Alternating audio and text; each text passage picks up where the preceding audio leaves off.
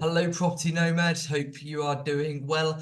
I just wanted to say before we get started with today's video, a massive thank you for continuing to recommend the channel to other people, also for subscribing yourself as well. But a quick favor, if you haven't already subscribed, please do subscribe to the channel because the numbers, it's growing, and it's all thanks to you subscribing and recommending. So thank you very much for that.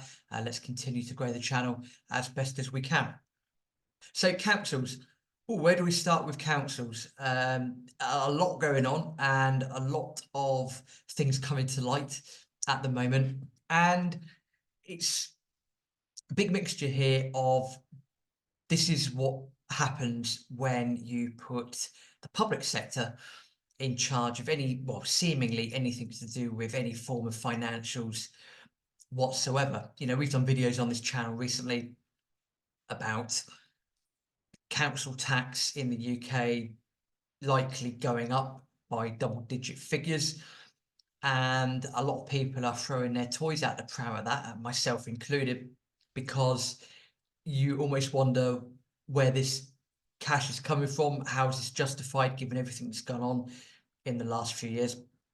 And then you get the articles like the one we're just about to look at, thanks to the BBC, that goes into depth some of the numbers that are involved, and they are absolutely mind-boggling. And you know, I don't really know what else to say to that. I'll try and keep it as PC as possible. But I'm just going to do a screen share, and let's get on to this. Yeah, share screen. So here we are. So basically, most UK councils are debt mountains at the moment. Supposedly, UK councils owe a combined 97.8 billion to lenders. That's quite a high number, which is the equivalent of around £1,400 per person. And we've had major councils effectively file for bankruptcy. Birmingham City Council, I believe Nottingham City Council is another one as well. It seems like some of the other really bad councils are Thurrock Council, Woking as well, and yeah, Nottingham's mentioned in this article. What astounds me is, again, some of the numbers that we're dealing with. So leaders at Thurrock Council apparently reported a black hole, as they say, of 469 million in 2010-22, and debts totaling 1.4 billion, which is astronomical, to be honest. And that's just one council out of many in the UK that have got similar issues. We've got a nice little graph here, UK councils with the largest average debt per resident. And again, this is crazy, but let's look at Woking. Woking's probably the best example. Number one, the debt figure for Woking per person is about £19,000. So if you live in and around Woking, or you come under the jurisdiction of Woking Borough Council or Woking Town Council, whatever it's called, then congratulations, you are well and truly in the proverbial, you are up the creek without a paddle.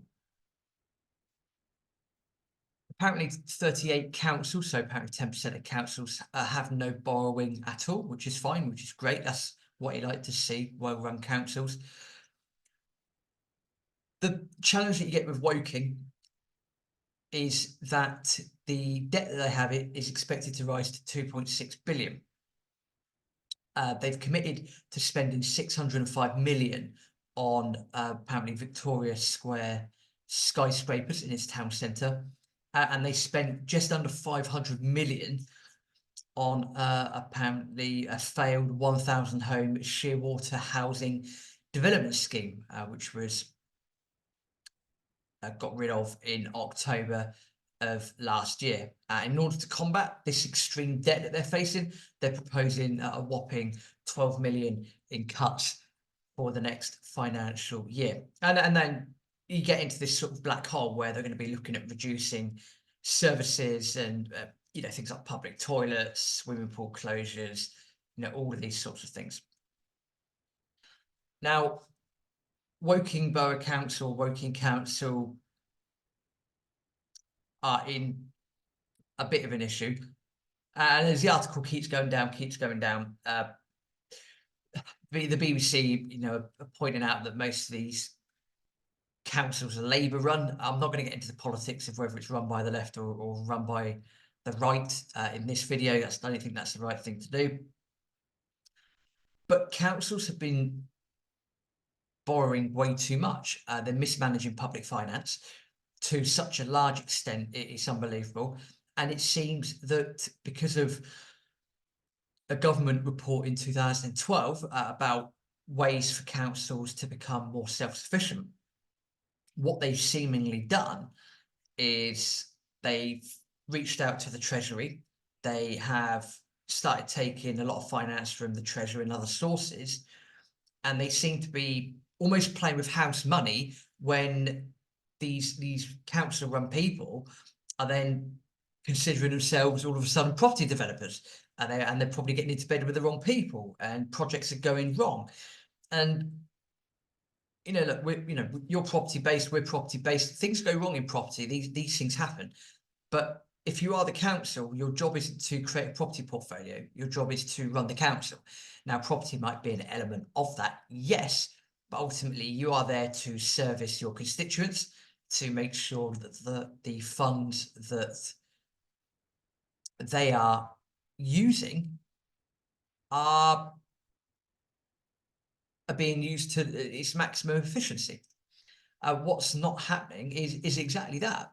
So they're playing with house money. They're doing all this borrowing. We've now got a situation where interest rates have been quite low, and now they're not as low as they were, 3 or 4 years ago. And if councils have then got to refinance that debt, their interest payments are going to increase. And once you get into that vicious cycle, this death spiral just keeps going and going and going. And you end up in these scenarios where you've got councils that owe a lot of cash, and the situation is not going to be any better. Now, the other thing on that is if you look at sometimes at how slow or councils seemingly are in the dinosaur age, so it takes a long time for things to get through councils. They're not teaming up with the right people, and you've got people that are not necessarily business minded in charge of councils making investment decisions that are just not benefiting anyone, because again, they might not be partnering up with the right people or doing this or doing that, and you get into a financial black hole. Now, the point of this is that when they then get into a financial black hole, who ultimately ends up suffering? Well, it's you and me, because the councils look at their financial statements and they go, oh, this isn't good. Yeah, we've got quite a big black hole here. Right, okay, yeah, council tax has got to increase. Yeah, we've got to increase it by a serious amount because we're just pissing it down the drain. We're very sorry about that. Yeah, council tax rise, thank you. Parking fees, parking permits, yeah, let's increase them as well. And all these costs get passed on to you. They get passed on to me. They get passed on to all of us. And this is where I think a lot of people are going to be pushing back in the next couple of months when their council tax bills come through with all these proposals, because these people shouldn't be managing councils in this way. And they're leading everyone down a dark hole. Now, of course, that's not every single council. This article does say that there are about 10% of councils that have no borrowing at all, so they've not put their constituents into a proverbial financial black hole. But there's a lot of councils out there that are putting people into seriously bad positions, and it's just not healthy at all. But this is what happens when you get the public sector trying to manage finance. It doesn't really work. You need to have that blend of public and private finance.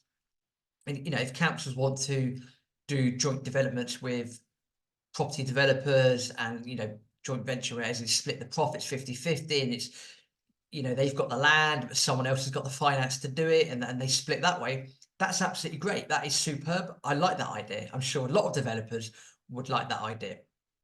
But it's when you get to these stages where you've got these council dinosaurs that are making these decisions, and they might not have any property experience, they might not have any investing experience, they might not have any financial management experience, but yet they're playing with house money, they're playing with your council tax funds in order to do these things. And that is it's crazy in itself, and I think a lot of this is going to come to the surface moving forward. So this might not be applicable in every single country around the world, but certainly here in the UK, it's 2024 is going to be a funny year anyway. But what we're starting to see is that people are being taken for a ride more than they should be because of the incompetence of others. And I'm not saying there's going to be a revolution in 2024, but the feces is very, very close to the fan, if it's not already